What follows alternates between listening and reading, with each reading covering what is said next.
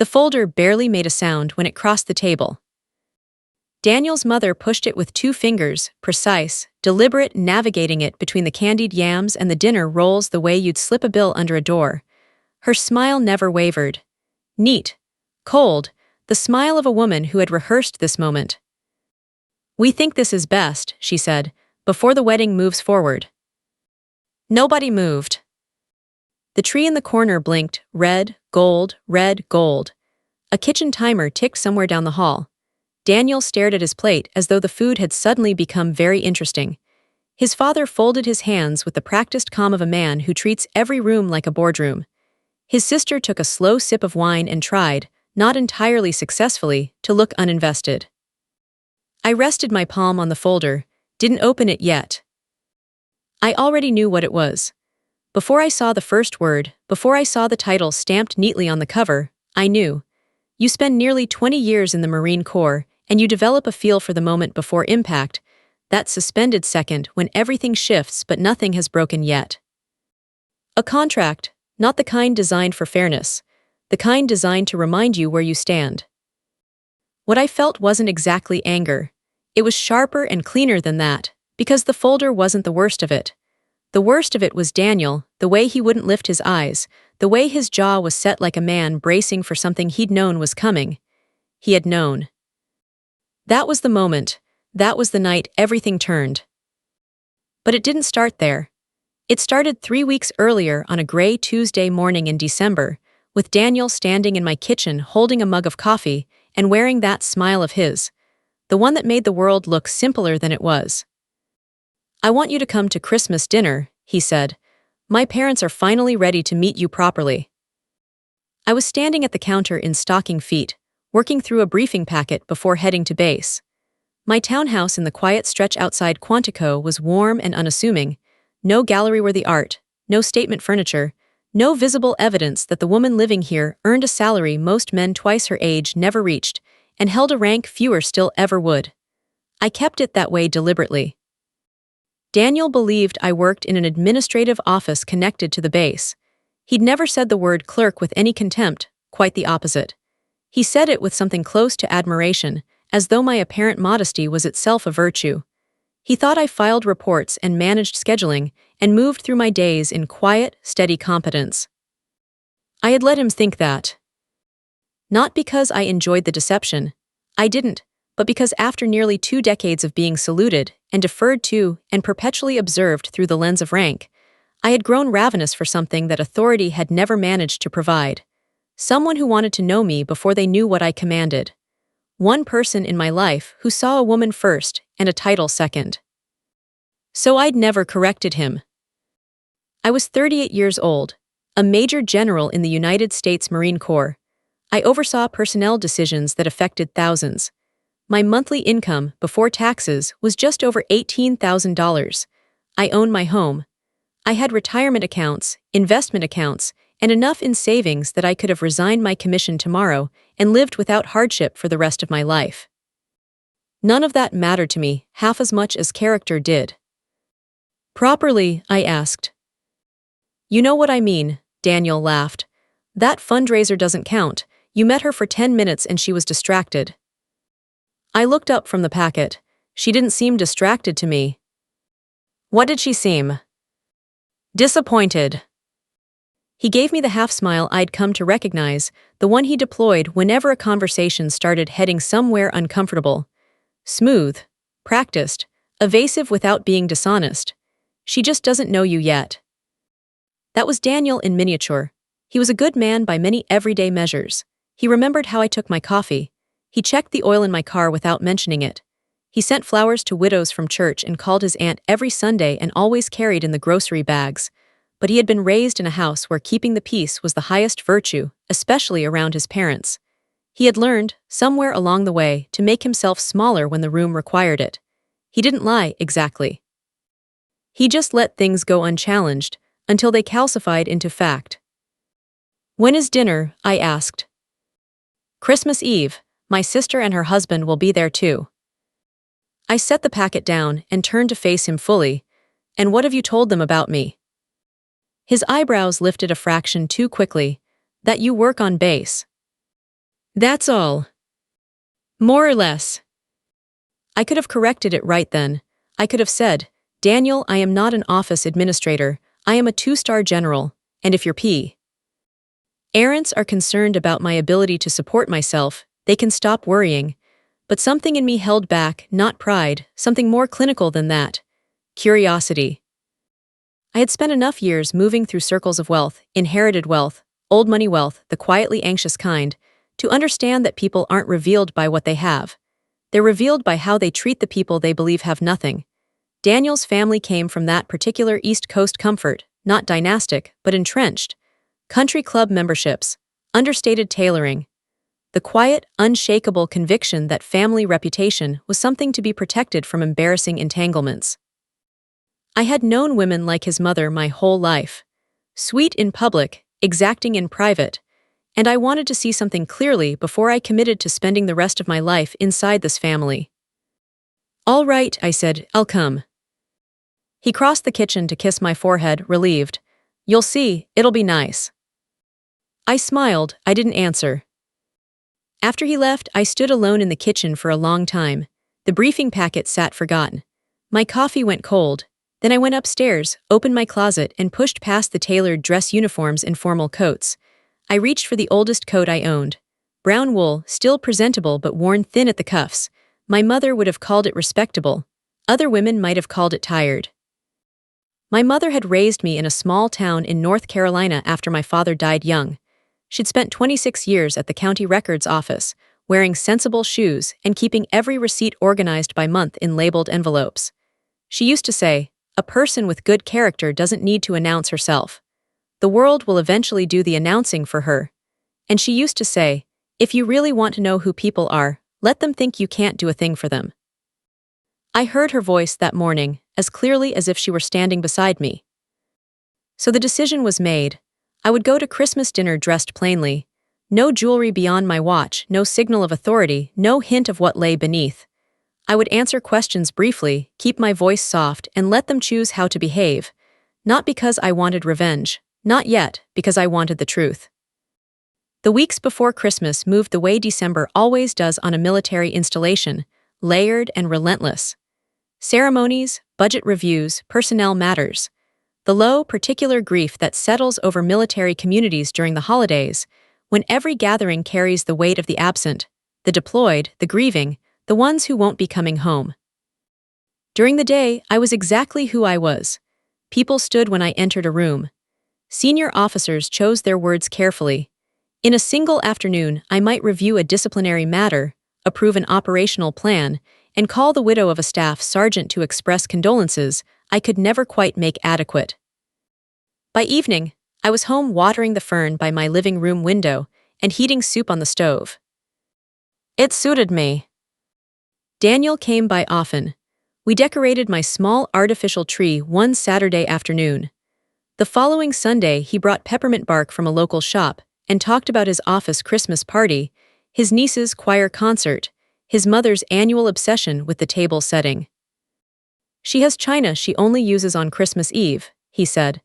My dad carves the ham like it's a religious rite. Sounds lovely, I said. He hesitated. You're nervous. I'm observant, there's a difference. He laughed, but something in his face pulled tight.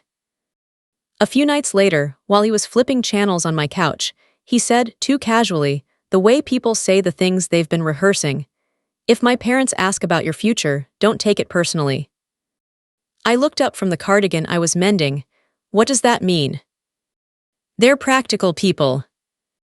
Practical about what specifically? He shifted, marriage, finances, stability. I kept threading the needle. Daniel, do your parents think I'm a financial risk? Not a risk, he sat up straighter. They just like to know where things stand. That was the second warning. Any sensible woman would have pressed harder. I didn't.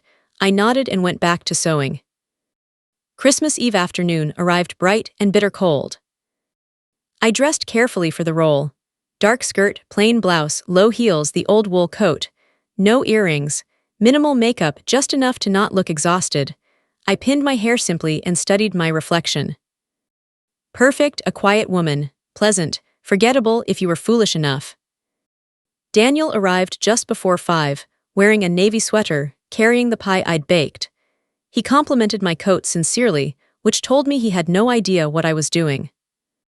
The drive through the Maryland suburbs was all orchestrated warmth, Christmas lights on every porch, wreaths every other door, candles glowing in front windows, the feeling of people working very hard to After the appearance of ease, Daniel reached over and squeezed my hand. Thank you for doing this. Of course. You'll like them once you know them. I turned to watch the dark slide by outside my window. Maybe. Their house sat at the end of a quiet cul-de-sac, large without being vulgar. White columns, green shutters, a brass lantern flanking the front door. The kind of house that had hosted decades of holidays and wanted you to know it had done so successfully. Through the front window I could see the tall tree, the warm light, silhouettes moving inside. I took one slow breath, then another. Not because I was afraid of them, because I knew with the certainty that sometimes arrives just before a storm that this night was going to tell me something final, one way or another. Daniel opened my door, pie in hand, smile in place. I buttoned my old coat against the cold and walked with him to the front porch. The woman who answered the door smiled the way people do when the decision has already been made. Daniel, she leaned in to kiss his cheek, warm, practiced. Then her eyes moved to me, quick, measuring, efficient. And this must be you. The last word lingered just a half beat too long. Mom, this is. I remember, she cut him off gently. We met briefly. She stepped back to let us in. The house was everything I'd anticipated. Polished hardwood floors. A tall Christmas tree decorated in gold and cream. The scent of cinnamon and glazed ham. Everything arranged with the specific care of people who want their lives to look like the life they believe they deserve. She reached for my coat. I hesitated for a fraction of a second, then let her take it. Her fingers grazed the sleeve. I saw it, the almost invisible flicker across her face when she felt the worn wool. Not disgust, something more refined than that. Confirmation. She hung the coat carefully as though it might leave a mark. This way, she said. In the living room, Daniel's father stood by the fireplace, one hand resting on the mantel. He was tall, straight-backed, in his early 70s, the posture of a man who had spent his entire life believing he had earned his place in every room he'd ever entered. His handshake was firm. His eyes moved over me with the quick efficiency of someone accustomed to appraising things. Welcome, he said. Good to finally have you here. Thank you for having me. Behind him, Daniel's sister approached with a glass of wine and a bright smile that felt slightly assembled. So this is the mystery woman. I've heard so much about you. She said it warmly enough, but I doubted either claim. Her husband followed a step behind, quieter, watching. Can I get you something to drink? His mother asked. Just water, thank you. His sister raised an eyebrow. Just water, it's Christmas. I'm driving later. That wasn't entirely true, but it was clean. We settled in the living room. The questions came almost immediately, politely worded, but shaped with clear intent, the conversational equivalent of a funnel. Daniel tells us you work on base, his father said. That's right. What sort of work?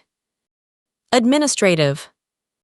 He nodded slowly, the nod of a man placing something into a pre-existing category, confirmed. That must be steady work. It is. His sister leaned forward slightly. Do you enjoy it? I value the structure. Daniel tried to steer the conversation. His work, a trip they were planning in the spring, a film he'd seen recently. His mother listened to him with the kind of full, warm attention that made you understand in a single glance who she centered her world around. When her focus returned to me, the temperature dropped several degrees. And your family, she asked, gentle, practiced. My mother passed a few years ago. I don't have siblings. Oh, she tilted her head just so. That must be difficult. It was. The pause that followed wasn't sympathy. It was arithmetic, less family, less support structure, less accountability. His father cleared his throat. Well, it's good she has Daniel now. I took a sip of water. Yes, it is. Dinner was announced, and we moved to the dining room. The table was stunning, I'll give her that. White china rimmed in gold, crystal glasses, cloth napkins folded with precision, a centerpiece of pine branches and candles that smelled of winter and care. It was the kind of table my mother would have admired quietly and then worried about scratching. His father said grace with words that were sincere, polished, and complete, a man who had given the same grace, or a version of it, for decades.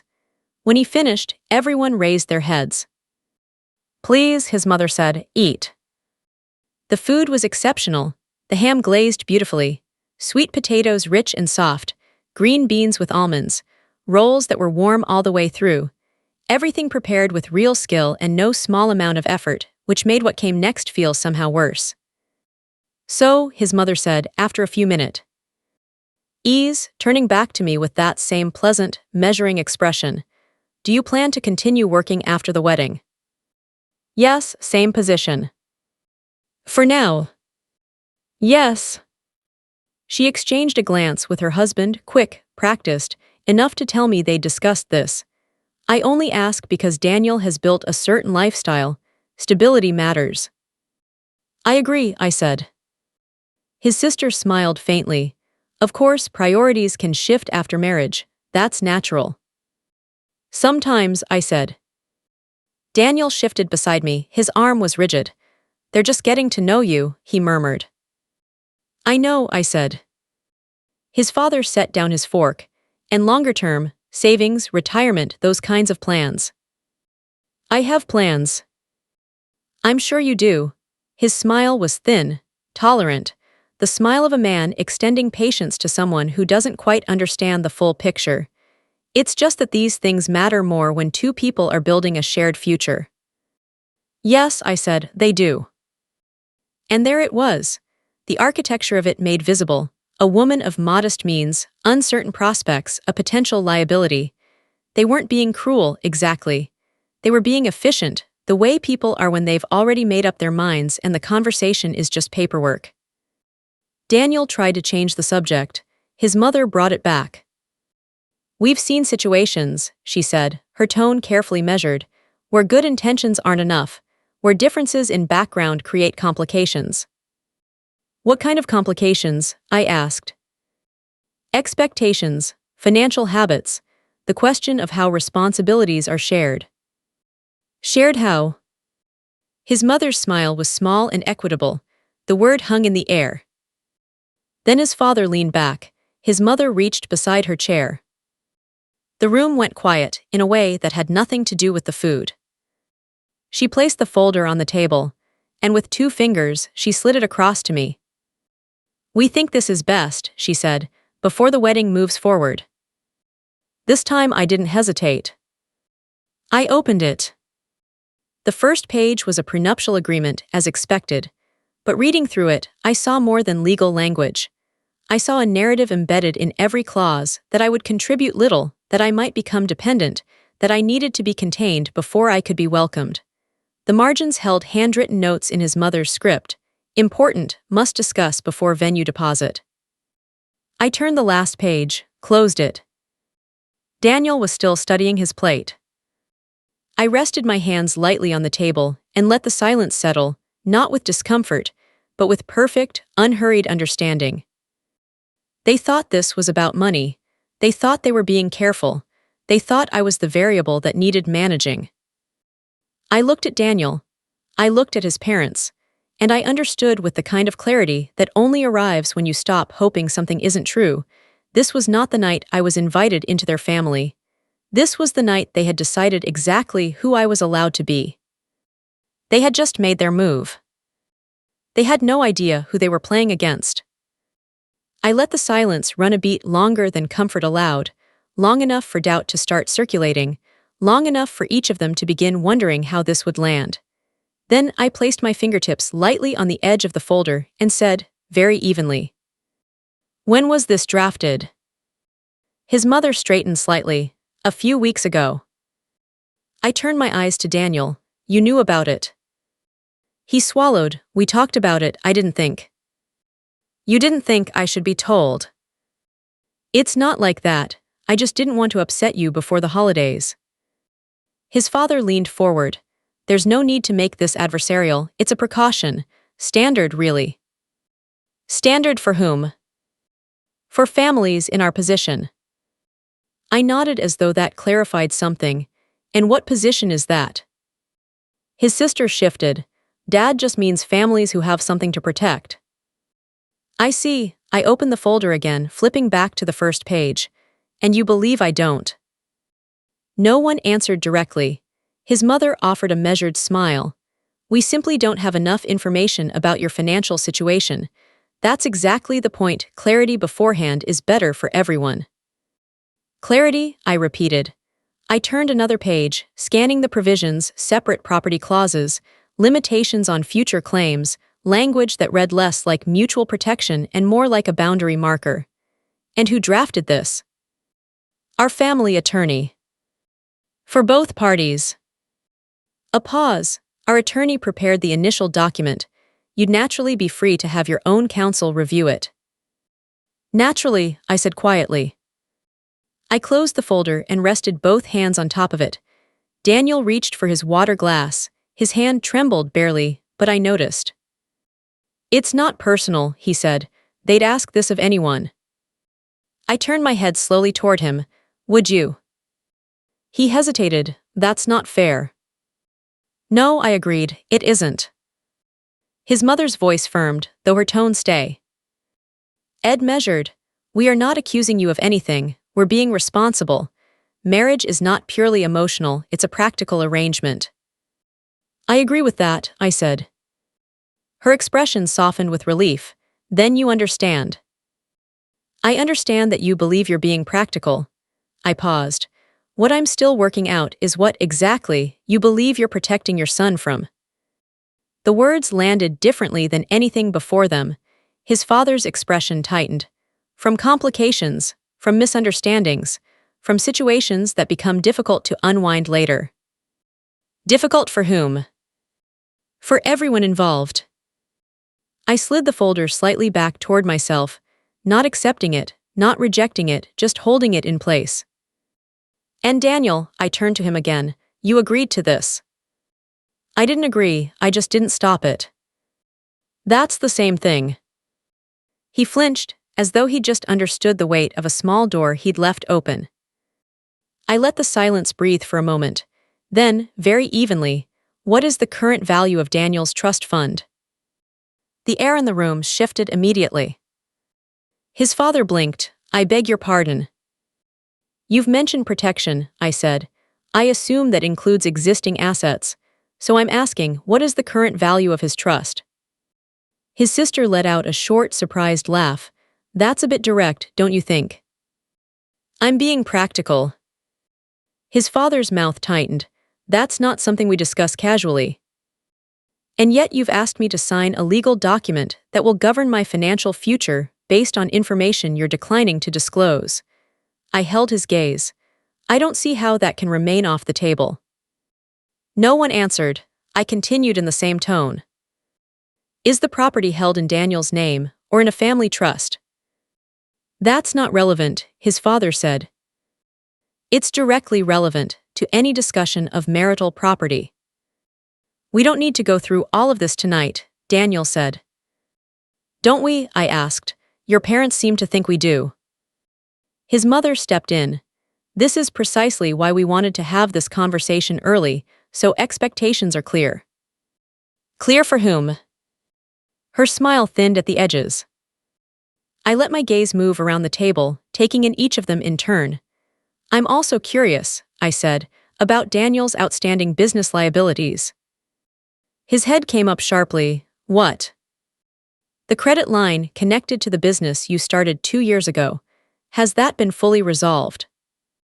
The color left his face. His sister looked at him. What is she talking about? It's nothing, Daniel said quickly. It's handled. Is it? His father frowned. How would you know anything about that? I met his eyes, because I listen. The room had gone completely still. No one was eating. The tree blinked quietly in the corner. Daniel stared at me with something between confusion and fear working behind his eyes. "Why are you doing this?" he asked. "Because you asked me to take this conversation seriously," I said. "I'm taking it seriously." His mother set her fork down with precise care. "This is becoming unproductive." "Is it?" "Yes, we came to this with good intentions, and you're responding with the same energy," I said. Her expression hardened by a fraction. "You're being defensive." "I'm being thorough." His father leaned back, studying me now with a different quality of attention. Something had shifted in his assessment. "What exactly do you do on base?" There it was, not curiosity, recalculation. "More than filing paperwork," I said. Daniel exhaled slowly. Can we just slow down for a moment?" "No," I said gently, "I don't think we should." He looked startled. "Why not?" "Because this moment matters," I said. "And if we move past it too quickly, we'll pretend it happened differently than it actually did." His mother folded her hands. "We have treated you with respect." I looked at her for a long, steady moment. "No," I said quietly, "you've treated me with caution. There's a meaningful difference." The room went still in a different way. "You're not wrong to want clarity," I continued. "You're not wrong to want fairness. Those are reasonable things." His father's posture softened slightly, anticipating agreement. "But fairness requires information, on both sides." I slid the folder back to the center of the table. "And right now, you don't have mine." His mother leaned forward. "Then perhaps now is the time to share it." I looked at her. I looked at Daniel. And I understood with complete certainty that they still believed this conversation was happening on their terms, that they were the ones setting the conditions, that I was the one with something to prove. I took a slow breath, and then I sat up slightly straighter in my chair. "All right," I said. "If we're going to have a real conversation about fairness, let's do it properly." His mother nodded, relief visible, premature. She thought I was stepping into the role she'd built for me. "Yes," she said, "that's exactly what we're asking." I looked at Daniel first. "Before anything else," I said, "I need to understand something." "Okay," he said. "Why didn't you stop this?" He swallowed hard. "I didn't want to cause a scene." "A scene," I repeated. "I thought we could get through dinner and talk about it privately afterward, without all the—" "The folder was already drafted," I said. "The only thing you postponed was telling me." He said nothing. I turned to his parents. "You want clarity, so here it is." I sat back, not in defiance, in composure, as if the chair were a podium. "I am 38 years old. I have been financially independent since I was 18. I carry no personal debt. I own my home. I maintain my own retirement accounts. I do not depend on Daniel for financial stability, and I do not need access to your family's assets to live comfortably." His sister blinked. His father's expression shifted, narrowing, reassessing. "As for my work," I added, "you are correct that I'm on base." I paused, just long enough for that understatement to land, "but not in the capacity you've assumed." Daniel leaned forward. "What do you mean?" I looked at him, then at his parents. "I am a Major General in the United States Marine Corps." The silence that followed was not the ordinary kind. It was the kind that fills a room when the ground has just shifted beneath everyone's feet. His sister let out a short, involuntary laugh. "I'm sorry, what?" "A two-star general," I said, my voice the same as it had been all evening. "I command personnel. I oversee operations. I make decisions with legal, financial, and human consequences. My responsibilities are somewhat beyond administrative." Daniel stared at me. "You're serious?" "Yes." His mother's composure fractured, just at the edges. That's not something a person would simply not mention." "I didn't hide it," I said. "I simply didn't lead with it." His father leaned forward now, studying me with a look I recognized, the expression of a man who has just understood he has badly misjudged the room. "If that's true," he said slowly, "then why sit here in In an old coat, I finished for him. He didn't answer. Because I wanted to know how you would treat someone you believed had nothing to offer you, I let that sit. Now I know. The words dropped into the room like a stone into water. Daniel looked at me as though he were seeing me for the first time, which perhaps he was. You never told me, he said quietly. No. Why? Because I wanted one relationship in my life that wasn't built around rank, I said. I wanted to know if I could be known as a person before I was known as a title. I wanted someone who chose me, not the stars on my collar. His mother shook her head slowly. This feels like a deception. I allowed you to believe something you never thought to question, I replied. That's a different thing. His father sat back. And now? And now we're having the conversation you wanted, with everything on the table. I lifted the folder and opened it again, turning it so they could see. This document, I said, is another page. And this notation in the margin, this is not legal language. This is personal. It reflects concern about character, not assets. Your attorney didn't write that, you did. His sister went very still. His father frowned. Our attorney prepared that document. Your attorney prepared a document based on your assumptions, I said. Not on a full understanding of both parties.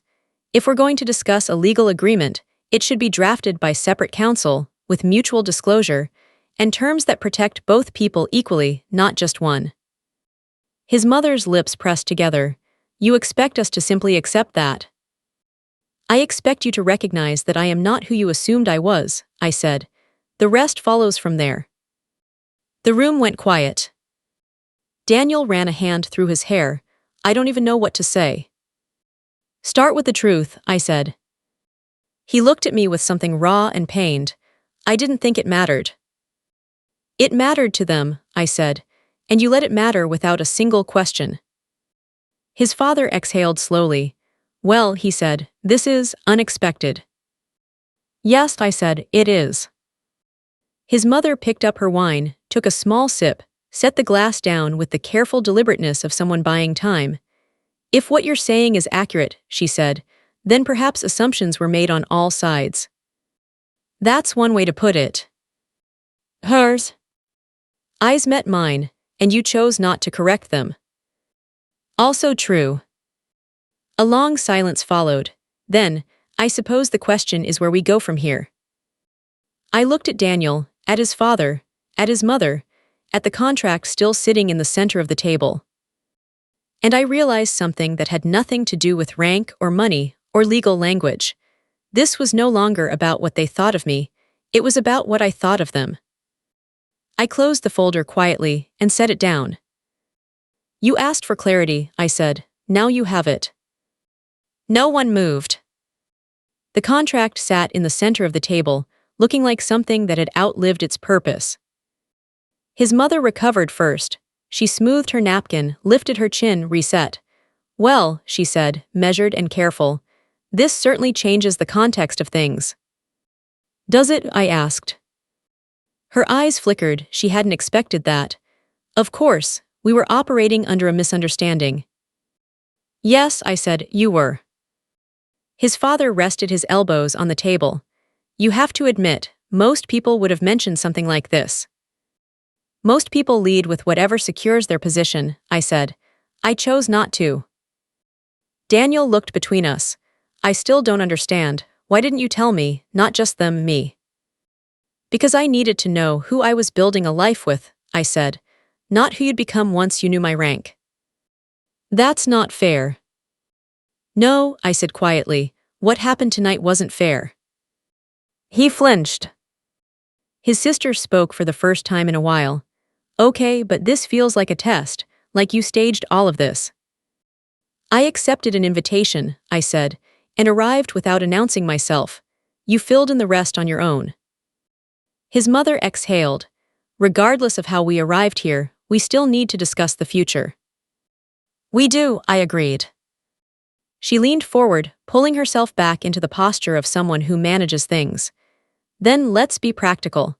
If you're truly in the position you claim, then you understand the importance of structure, agreements, clearly defined expectations. I've spent my career, I said, cutting her off gently, working with people from every background imaginable.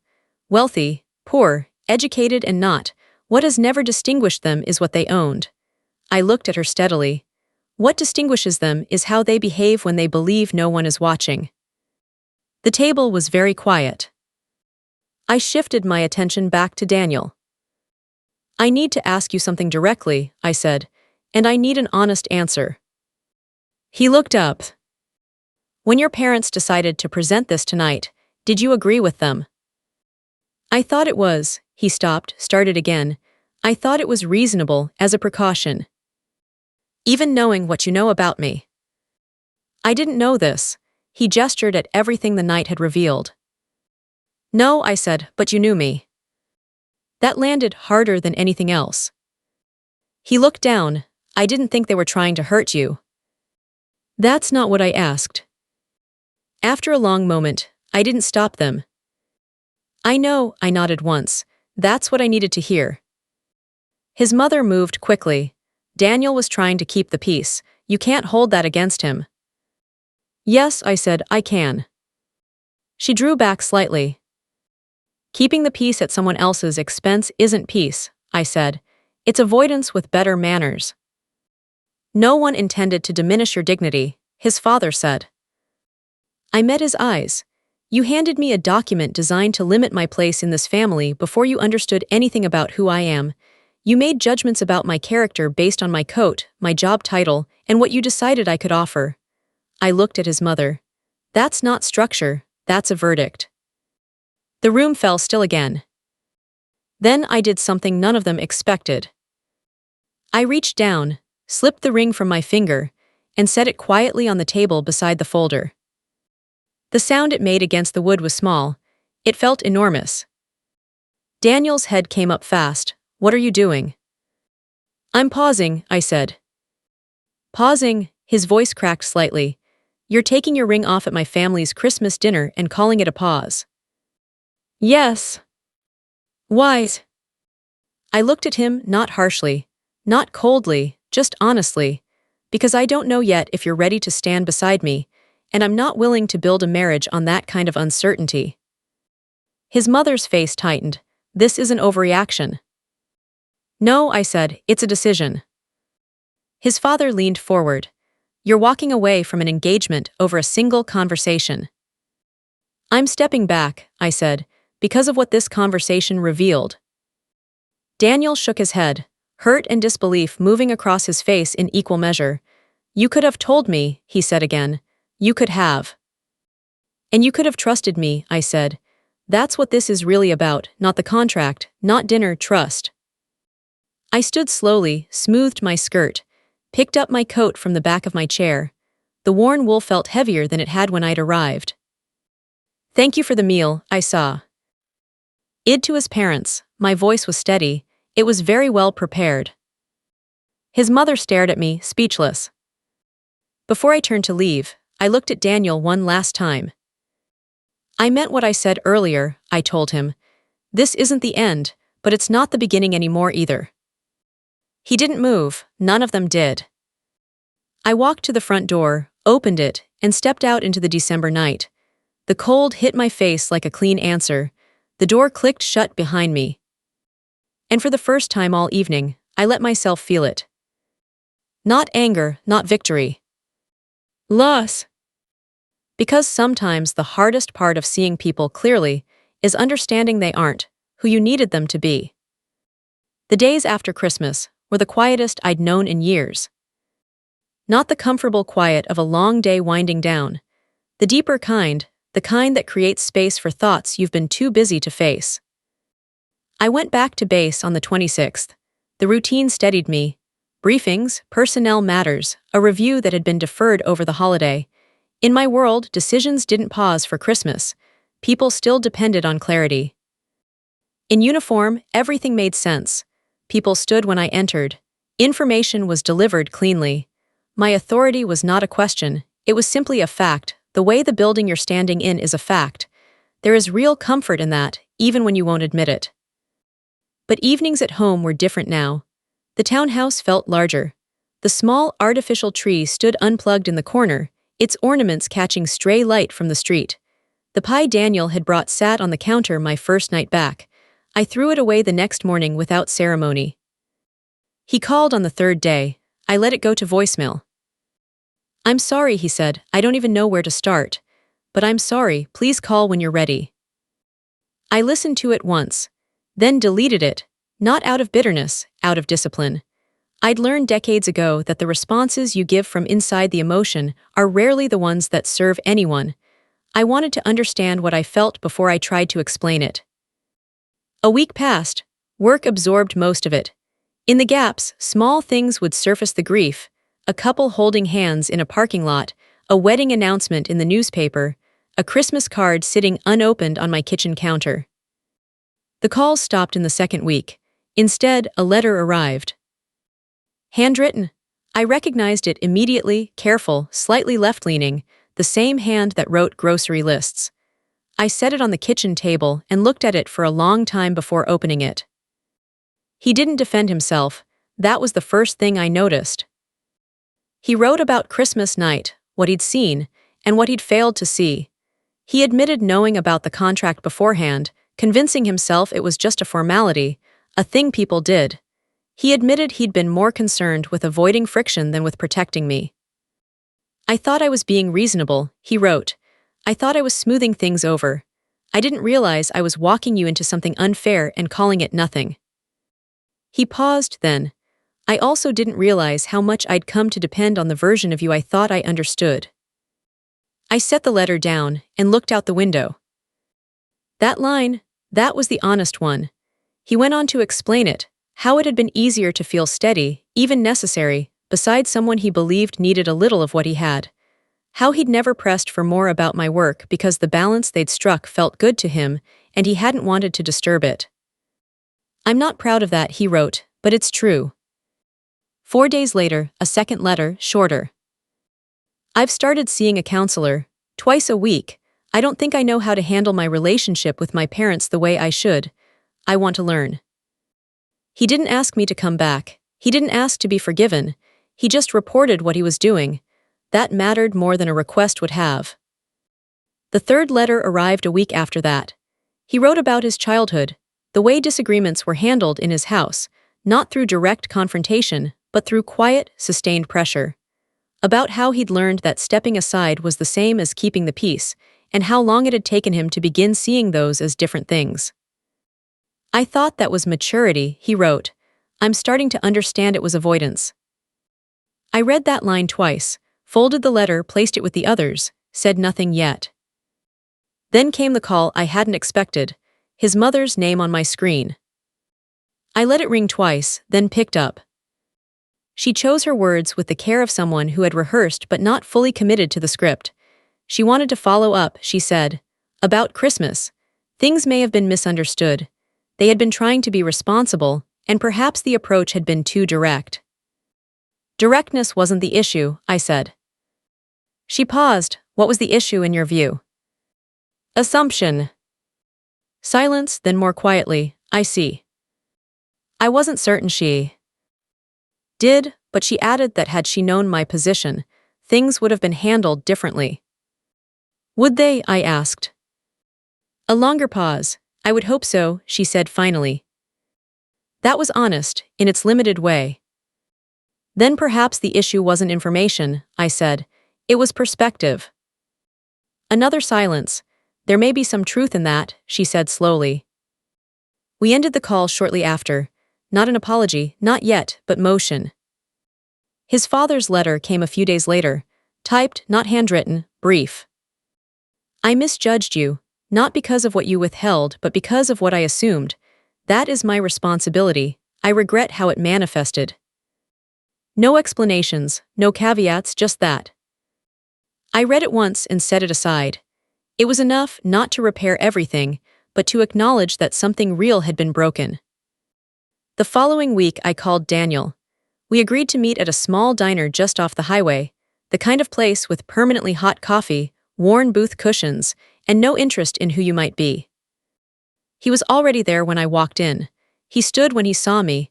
For a moment neither of us said anything. Thank you for coming, he said finally. I nodded, we sat. He looked thinner, not dramatically, not the kind most people would catch right away, but I saw it in the lines around his eyes, in the way his shoulders didn't carry themselves with quite the same ease. He waited until I'd settled before he sat back down. A waitress appeared, poured 2 coffees without asking, left 2 menus we didn't need. Thank you for coming, he said again. You said that already. I know, small, nervous smile. I just didn't want to assume. That's new, I said. I'm trying. We let that settle. Outside, traffic moved steadily. Inside, the low hum of other conversations and the sound of dishes created a privacy that didn't feel forced. Daniel wrapped both hands around his cup. I read your face that night, he said. After the folder, I knew something had changed, I just couldn't understand what. Do you understand now? More than I did, not completely. He paused. I kept telling myself it wasn't a big deal, that it was just paperwork, that everyone does it. Everyone doesn't, I said. I know that now, he looked down at his cup. It wasn't the contract, was it? No. It was me. It was what you didn't do, I said gently. He nodded. I've been sitting with that, a beat. I always thought of myself as a good man, and in a lot of ways I still do, but I've started to see that being decent when things are easy isn't the same thing as having character. No, I said, it isn't. I didn't stand up for you, he said. Not because I didn't care, because I didn't want to fight my parents. I told myself I'd fix it later in private when it was just us, but the damage was already there. Yes. I'm sorry, he said. I believed him, but I'd learned, across a long career, that belief and trust are not the same instrument. What have you done since then? I asked. He seemed almost relieved by the question, something specific to answer. He told me about the counselor, twice a week at first, now once. He told me he'd started to understand how much of his life he'd spent managing other people's comfort at the expense of his own honesty. I met with my own attorney too, he said. Not my parents' lawyer, mine. That got my attention. He walked me through what a fair agreement actually looks like, he continued. Mutual disclosure, independent representation, terms that protect both people. That's right, I said. I didn't know that before, I just assumed my parents did. Assumption runs in your family, I said. He gave a short, rueful half-laugh. Yeah, I've noticed. We sat with that for a moment. I'm not asking you to come back, he said finally. I know I don't have the right to ask that yet, I just wanted you to know what I'm doing, that I'm working on it. I studied him. He wasn't trying to persuade me, wasn't trying to charm his way back into position. He was just telling the truth as he'd come to understand it. That was new. What about your parents? I asked. Harder, he admitted. But I've started setting limits. I told them I won't discuss our relationship without you present, and if we ever move forward again, anything like that folder will involve both of us from the beginning, or it won't happen at all. How did they respond? My mother was upset. He paused. My dad didn't say much at first, but he wrote you that letter. I received it. He doesn't do that easily, Daniel said. For him, that was significant. I know, I said. The waitress returned, refilled our cups, asked if we wanted anything else. We both shook our heads. When she left, Daniel looked at me again. I don't expect you to trust me right now, he said. I just want the chance to earn it back. I let that sit between us. A truck moved past outside, its headlights sweeping briefly across the window. Trust isn't something you ask for, I said. It's something you build. I know. It takes time. I have time, he said. I looked at him for a long moment. There was no certainty in what I felt, no clear answer, but there was something else, something I hadn't let myself acknowledge before now. Possibility. I'm not ready to decide anything today, I said. I understand. But I'm willing to keep talking. The relief that moved through him, was quiet but unmistakable. "Thank you," he said. I nodded once. We finished our coffee in a silence that had changed quality, less strained, more considered. When we stood to leave, he didn't reach for my hand. He didn't try to close the distance. He simply walked beside me to the door. Outside, the air was cold again, though softer than it had been on Christmas Eve. We stood there a moment. "Same place next week?" he asked. "Yes," I said. He smiled small and real. "I'll be here." "I know," I replied. And as I walked to my car, I let myself sit with something I'd been keeping at a careful distance for weeks. Not certainty, not forgiveness exactly, not even hope in any confident sense. Just the quiet, steady understanding that sometimes, not always, not easily, people learn. They break open around their worst impulses and come back smaller in the ways that were inflated, and more solid in the ways that matter. Not every story ends in transformation, but some do. And the willingness to wait and see, that I'd learned, was its own kind of strength.